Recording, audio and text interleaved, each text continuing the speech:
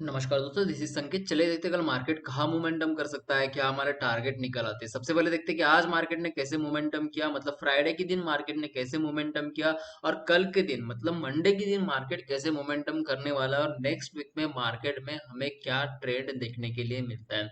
तो देखिए last week में मार्केट ने कैसे मोमेंटम किया। तो यहाँ पर देखिए जो मार्केट है वो मंडे के दिन एक बड़ी गैप डाउन ओपन हो गई थी, उसके बाद में सीधी मार्केट नीचे आ गई। मतलब बैंक निफ्टी जो है वो आपका सीधा 51,300 से सीधा नीचे आ गए। यहाँ पर आपका 49,700 के आसपास, मतलब ये बड़ी मार्केट फॉल हमें देखने के लिए मिल गई थी। उसके बाद में थोड़ी सी रिकवरी देखने के लिए मिल गई। फिर यहाँ पर जो ऊपर की तरफ जहां से मार्केट मतलब नीचे आया था, ये तो गैप डाउन हो गया। उसके बाद में जहां मार्केट ओपन हुआ था मंडे के दिन, वो आपका एक बड़ा रेजिस्टेंस बनता है 50,730 के आसपास। ये आपका बड़ा रेजिस्टेंस बन रहा है। वहीं से मंडा ट्यूसडे के दिन क्या हुआ, मार्केट थोड़ी सी गैप अप ओपन हो गई, फिर वहीं से मार्केट फिर से नीचे आ गई।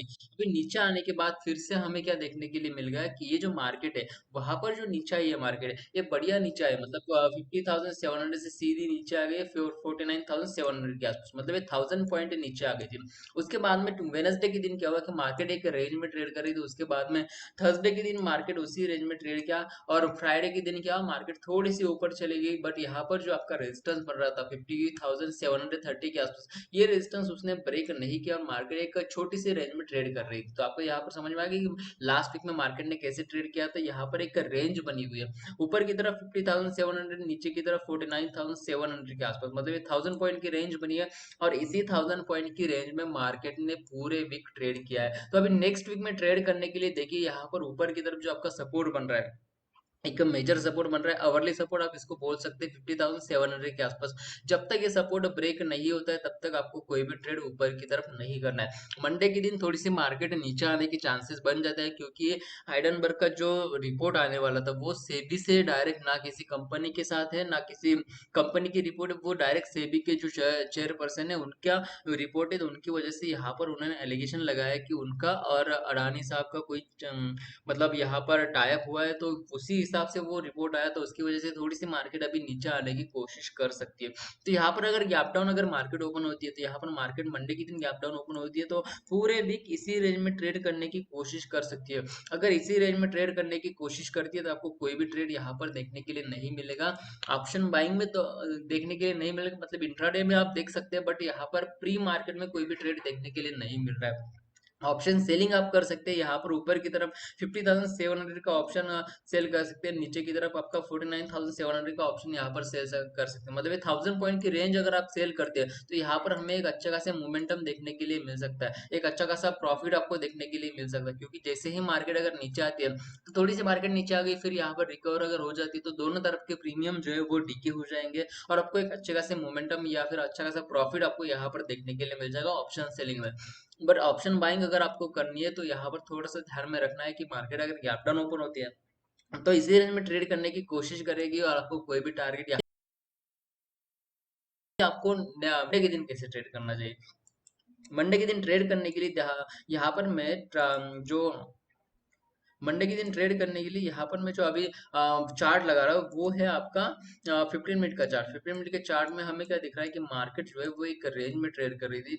आपकी एक रेंज बनी थी, ऊपर की तरफ 50,730 और नीचे की तरफ 50,430 के आसपास, मतलब एक रेंज बनी और इसी रेंज में मार्केट ने ट्रेड किया है। 300 पॉइंट की रेंज उसी रेंज में फ्राइडे के दिन ट्रेड किया है। मंडे के दिन थोड़ी सी गैप डाउन मार्केट ओपन होने के चांसेस है। अगर गैप डाउन अगर मार्केट ओपन हो जाती है तो यहाँ पर 50,200 के आसपास मार्केट ओपन हो जाती है। तो ये आपका क्या बन रहा है, एक सपोर्ट लेवल की तरह काम कर सकता है। यहाँ से अगर थोड़ी सी मार्केट अगर ऊपर जाने की कोशिश करती है तो फिर से नीचे आने की भी कोशिश करेगी, तो आप यहाँ पर रिवर्स ट्रेड ले सकते हैं। ज्यादा गैप डाउन अगर ओपन होती है तो यहाँ पर रिवर्स ट्रेड आप प्लान कर सकते हैं, फिर से नीचे आने की कोशिश करेगी तो आपको एक अच्छे खासे मोमेंटम यहाँ पर देखने के लिए मिल जाएगा। 200 से लेकर 300 पॉइंट के टारगेट आपको इजीली यहाँ पर देखने के लिए मिल जाएगा। तो आपको समझ में आ गया यहाँ पर ट्रेड कैसे करना है। नीचे की तरफ ऑप्शन बाइंग की बात करो, ऑप्शन सेलिंग अगर आपको करनी है तो ये पूरी रेंज आपको सेल करनी होगी। ऊपर की तरफ 50,700, नीचे की तरफ 50,000, 49,800 से लेकर 49,700 की रेंज आप यहाँ पर सेल कर सकते हो। बट अगर ऑप्शन की बात करूँ तो ऑप्शन में आपको इंट्राडे में ही ट्रेड करना है, क्योंकि गैप डाउन अगर मार्केट ओपन होते हैं तो यहाँ पर आपको दिक्कत आ सकती है। तो यहाँ पर समझ में आएगा आपको निफ्टी में कैसे ट्रेड करना है, बैंक निफ्टी में आपको कैसे ट्रेड करना चाहिए। अभी देखते हैं कि आपको निफ्टी में कैसे ट्रेड करना चाहिए। निफ्टी में ट्रेड करने के लिए देखिए मैंने यहाँ पर 15 मिनट का चार्ट लगाया हुआ है। 15 मिनट के चार्ट में हमें क्या दिख रहा है कि आफ्टर गैप डाउन मतलब मंडे के दिन जो गैप डाउन मार्केट ओपन हो गई उसके बाद में एक यहाँ पर रेंज बनी ऊपर की तरफ 24,400 ये आपका क्या बन रहा है, सपोर्ट रेजिस्टेंस बन रहा है। नीचे की तरफ आपको जो सपोर्ट बन रहा है 23,900 के आसपास ये आपका सपोर्ट बन रहा है, मतलब ये ना 1000 ये 100 पॉइंट और ये ऊपर के 400 पॉइंट मतलब 500 पॉइंट की रेंज यहाँ पर बनी, और इसी 500 पॉइंट की रेंज में मार्केट ने पूरे वीक में ट्रेड किया है।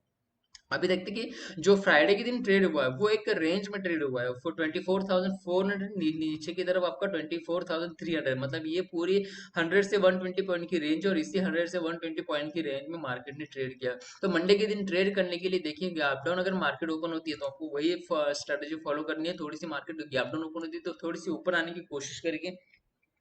फिर आप यहाँ पर क्या कर सकते हैं कि नीचे जब जैसे ही ऊपर आती है मार्केट वैसे ही आप थोड़ा सा ट्रेड लेने की कोशिश करें, रिवर्स ट्रेडिंग आप कर सकते हैं। जैसे ही थोड़ी सी ऊपर आती है मार्केट तो सपोर्ट जो आपका यहाँ पर सपोर्ट अभी बन रहा है वो रेजिस्टेंस बन रहा है, अगर यहाँ से मार्केट फिर से नीचे आने की कोशिश करेगी तो आप यहाँ से ट्रेड लेना है, मतलब 24,300 से ट्रेड ले सकते हैं। आपका टारगेट यहाँ पर बनेगा 24,200 या फिर 24,100 के टारगेट आपको इजीली यहाँ पर देखने के लिए मिल जाएगा।